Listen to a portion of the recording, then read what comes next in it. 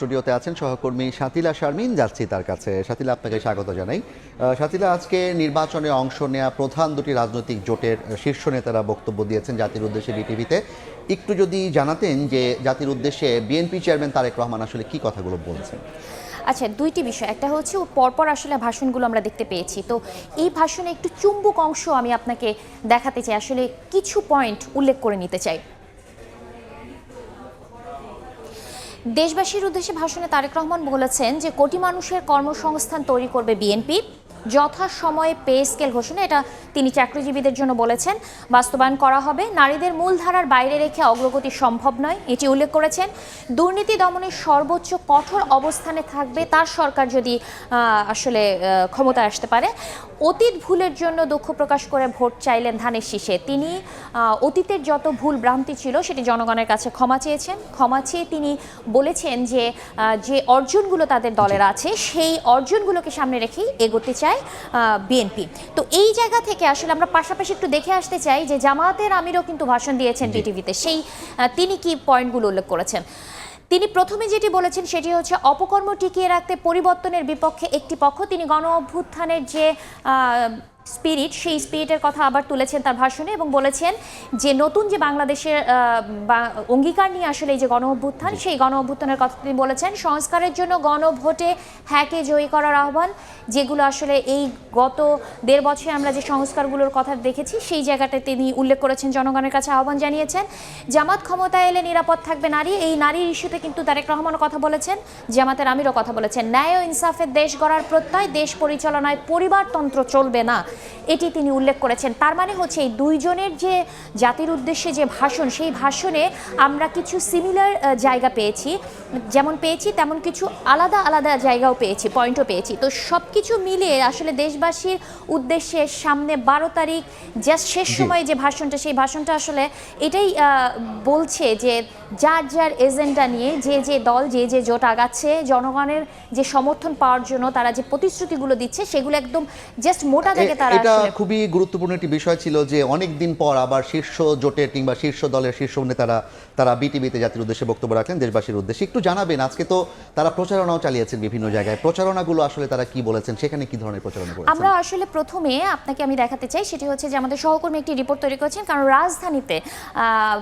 তারেক রহমানের বেশ কয়েকটি জনসভা হয়েছে এবং তিনি বিভিন্ন আসনের তার যে প্রার্থীরা রয়েছেন প্রার্থীদের পক্ষে পরিচয় করিয়ে দিয়ে আসলে প্রচারণা অংশ নিয়েছেন, সেই রিপোর্টটি আগে আমরা দেখে আসতে চাই।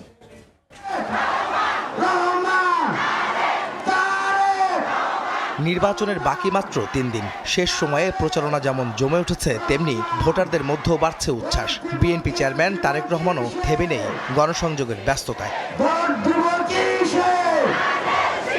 প্রচারণার শেষ দিন নিজ আসন ঢাকা ১৭-এর বনানীর জনসভায় সিক্ত হন উপস্থিত নেতাকর্মী ও সাধারণ মানুষের ভালোবাসায়। এই এলাকার সন্তান হিসেবে ধানের শীষে ভোট চান তারেক রহমান। আমরা যদি সকল মিলে ঐক্যবদ্ধ থাকি, ইনশাআল্লাহ অবশ্যই আমরা সেরকম একটি প্রত্যাশিত বাংলাদেশ গড়ে তুলতে পারবো। যে দেশকে স্বৈরাচার ভেঙে চুরে শেষ করে দিয়ে গেছে, ইনশাআল্লাহ আমরা সেই দেশকে জনগণকে সাথে নিয়ে আবার গড়ে তুলব। দেশ যেহেতু আমাদের, কেউ বাইরে থেকে এসে আমাদেরকে এই দেশ গঠন করে দিয়ে যাবে না। দেশ যেহেতু আমাদের, এই দেশ আমাদেরকেই করতে হবে। নির্বাচনের প্রচারণার শেষ দিন ব্যস্ত সময় কাটালেন বিএনপি চেয়ারম্যান তারেক রহমান। নগরের বিভিন্ন স্থানে জনসভায় যোগ দিয়ে তিনি বলেন, জনসমর্থন নিয়ে ক্ষমতায় গেলে দেশের মানুষের জন্য কাজ করতে চান। নিরাপদ বাংলাদেশ গড়তে আবারও ধানের শীষের পক্ষে ভোট চাইলেন বিএনপি চেয়ারম্যান তারেক রহমান।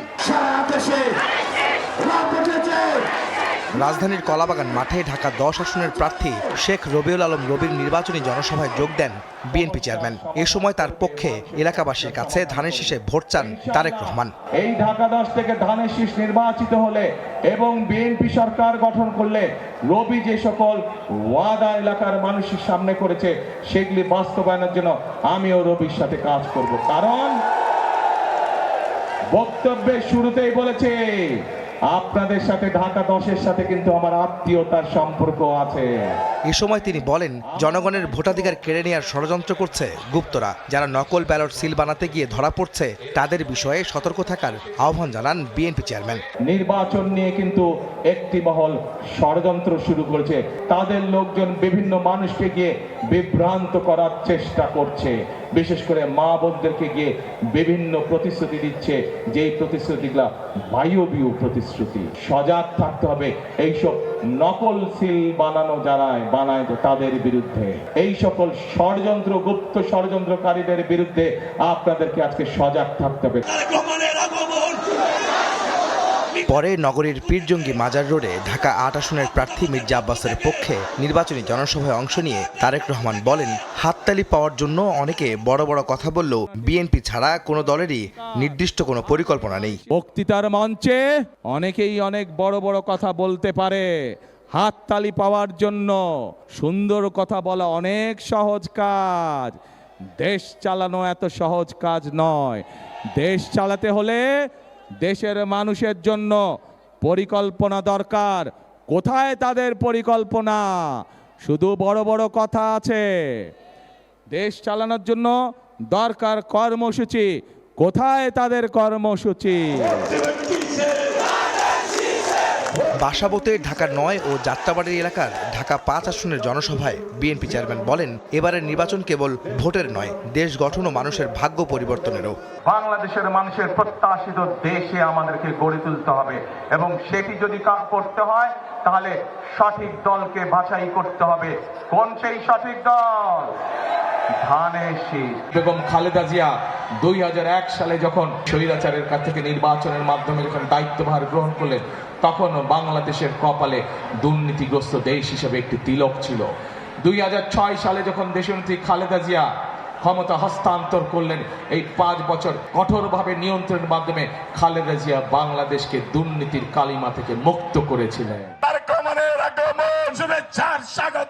রাতে ঢাকা 6 আসনের জনসভায় বিএনপির প্রার্থী ইশরাক হোসেনের পক্ষে ভোট চান তারেক রহমান। বলেন, ভোট প্রদানের মাধ্যমে গণতন্ত্রের ভিত মজবুত হবে। আগামী 12 তারিখের নির্বাচনে আমাদেরকে সঠিকভাবে মানুষকে যাচাই করে নিতে হবে। আমাদের 12 তারিখের নির্বাচনে সঠিক সিদ্ধান্ত নিয়ে সঠিক দলকে সরকার গঠনের সুযোগ দিতে হবে। সমগ্র বাংলাদেশে বিএনপি ইনশাল্লাহ সরকার গঠন করলে আমরা দেশ গঠনের কাজে হাত দিব।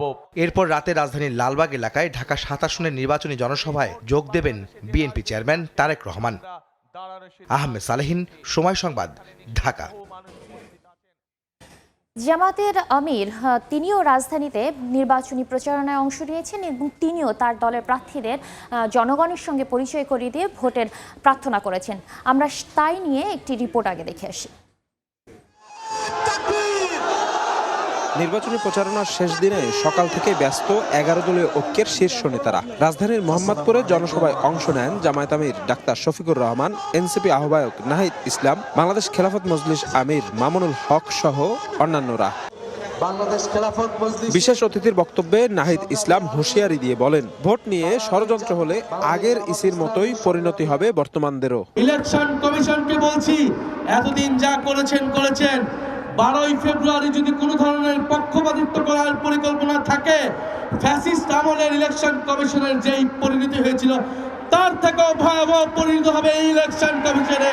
প্রধান অতিথির বক্তব্যে জামায়াত আমির ডাক্তার শফিকুর রহমান অভিযোগ করেন, হেরে যাওয়ার ভয়ে নির্বাচন হাইজ্যাক করার চেষ্টা করছে একটি দল। একটা পক্ষ, একটা মহল নির্বাচনে হেরে যাওয়ার ভয়ে তারা একবারেই হতাশ হয়ে পড়েছে এবং হতাশা থেকে তারা এখন চূড়াই পথে নির্বাচনকে হাইজ্যাক করার চিন্তা করছে। গুন্ডাদেরকে লেলিয়ে দেওয়া হচ্ছে, অস্ত্রের ভান্ডার গড়ে তোলা হয়েছে, ভোট কেন্দ্র অন্যায়ভাবে দখল করে মানুষের ভোট কেড়ে নেওয়ার পায়তারা করা হচ্ছে। আমরা স্পষ্টভাবে বলে দিচ্ছি, জুলাই যোদ্ধারা ঘুমিয়ে পড়ে নাই। সভাপতির বক্তব্যে ঢাকা 13 আসনের প্রার্থী মামুনুল হক বলেন, নির্বাচিত হলে মোহাম্মদপুর থেকে সন্ত্রাস ও চাঁদাবাজি নির্মূল করা হবে। বিকেলে আগারগাঁওয়ে ঢাকা 15 আসনে নির্বাচনী গণমিছিলে অংশ নিয়ে জামায়াত আমির বলেন, 12ই ফেব্রুয়ারির নির্বাচন গোলামির নয়, আজাদির। ক্ষমতায় গেলে 18 কোটি মানুষের বিজয় নিশ্চিতের অঙ্গীকার করেন তিনি। নির্বাচিত হয়ে সরকার গঠনের সুযোগ পেলে ইনশাআল্লাহ তাআলা আমরা নিজেদের ভাগ্য বদলের জন্য কাজ করব না, আমরা কাজ করব 18 কোটি মানুষের ভাগ্যের পরিবর্তন। 18 কোটি মানুষের বিজয় হলে আমাদের সকলের বিজয় হবে। কোন দল, কোন গোষ্ঠী, কোন পরিবারের বিজয় অতীতে বাংলাদেশকে শান্তি দিতে পারে না। আগারগাঁও থেকে শুরু হওয়া গণমিছিলটি বেগম রোকেয়া সরণি হয়ে মিরপুর 14-তে গিয়ে শেষ হয়। নির্বাচনী প্রচারণার শেষ দিনে এসে ঢাকা 15 আসনে এই বৃহৎ গণমিছিলে অংশ নেন জামায়াত আমির ডাক্তার শফিকুর রহমান। এই গণমিছিল থেকে তিনি দেশের 18 কোটি মানুষকে আহ্বান জানান একটি ন্যায় এবং ইনসাফ ভিত্তিক দেশ গঠনে তার হাতকে শক্তিশালী করা। শফিক মুন্সি, সময় সংবাদ, ঢাকা। জাফর, আপনি যেমনটি দেখছিলেন আসলে দুটো প্রচারণার আমরা রিপোর্ট দেখলাম। এই যে রিপোর্ট, এই রিপোর্টে কিন্তু আমরা বেশ কিছু বিষয় কিন্তু আলাদাভাবে উঠে আসে। এখানে মোটামুটি বিস্তারিতই ছিল। যদি তারপর আমাকে একটু দু দলের মধ্যে আসলে প্রচারণার ক্ষেত্রে চুম্বক অংশ কিংবা কি ধরনের প্রতিশ্রুতি পার্থক্য তাদের ছিল? যে চুম্বক অংশগুলো রয়েছে সেই চুম্বক অংশগুলো দেখি। প্রথমে তারেক রহমান বলেছেন আসলে রাজধানীর বিভিন্ন জনসভায় নির্বাচন নিয়ে ষড়যন্ত্র করছে গুপ্তরা, এই কথাটি তিনি বলে আসছেন এবং সেটি তিনি হুঁশিয়ার করেছেন জনগণকে। আবারও জনগণকে বিভ্রান্ত করতে দিচ্ছে বায়বীয় প্রতিশ্রুতির ব্যাপারে কিন্তু তিনি বেশ মোটা দাগেই বলেছেন যে দেশ চালাতে গেলে আসলে একদম ধরে ধরে যে পরিকল্পনাগুলো দরকার সেই পরিকল্পনাগুলো কিন্তু তার প্রতিপক্ষ যে জোট আছে তাদের আছে কি, এই প্রশ্নগুলো তিনি তুলেছেন জনগণের কাছে। ভোট দেবার পর বুঝে নিতে হবে হিসেবেও এই কথাটি তিনি বেশ গুরুত্বের সঙ্গে বলেছেন যে ভোট দিয়ে শেষ করে দিলে হবে না, জনগণকে কিন্তু তার হিসাবটাও বুঝে নিতে হবে যে যাদেরকে ভোট দিলেন তারা আসলে প্রত্যাশাগুলো পূরণ করলো কিনা। আমরা আরেকটি বুলেট পয়েন্টে যেতে চাই, সেটি হচ্ছে যে জামায়াত আমির আসলে প্রচারণায় কি বলেছেন। তিনি উল্লেখ করেছেন হেরে যাওয়ার ভয়ে ভোট হাইজ্যাকের চেষ্টা করছে একটি দল। তিনি তার প্রতিপক্ষ অর্থাৎ বিএনপি যে দলটি, সেই দলটির কথা বলেছেন, কিংবা বিএনপি সমর্থিত যে জোট সেই জোটের কথা বলেছেন। এবারে নির্বাচন আজাদির গোলামি নয়, এই কথাটা কিন্তু জামায়াত আমিরের নতুন নয়, তিনি এই কথাটি আবারও বলেছেন। ক্ষমতায় গেলে জনগণের ভাগ্য পরিবর্তনের অঙ্গীকার, এই যে কথাগুলো আসলে এই কথাগুলো প্রতিশ্রুতি আকারে বা জনগণকে সচেতন করার জন্য বা রাজনৈতিক বক্তব্য হিসেবে আমরা কিন্তু এই যে ভোটের প্রচারণার যে মাঠ, সেই প্রচারণার মাঠে কিন্তু এই দুই প্রধানকেই বলতে শুনছি। অর্থাৎ জনগণের কাছে তারা বেশ কিছু বার্তা প্রথম থেকেই দিয়ে আসছেন এবং এই যে শেষের দিকে এসেও কিন্তু আজকেও পুনর্ব্যক্ত করেছেন। অনেক ধন্যবাদ সাতিলা শারমিন আপনাকে। আমাদের সঙ্গে যুক্ত ছিলেন সহকর্মী সাতিলা শারমিন, জানাচ্ছিলেন আজকের দিনে প্রধান যে দুটি রাজনৈতিক জোট তাদের নির্বাচনী প্রচারণা এবং তাদের যে দলীয় প্রধান তাদের জাতির উদ্দেশ্যে কিংবা দেশবাসীর উদ্দেশ্যে ভাষণের বিষয়ে বিস্তারিত।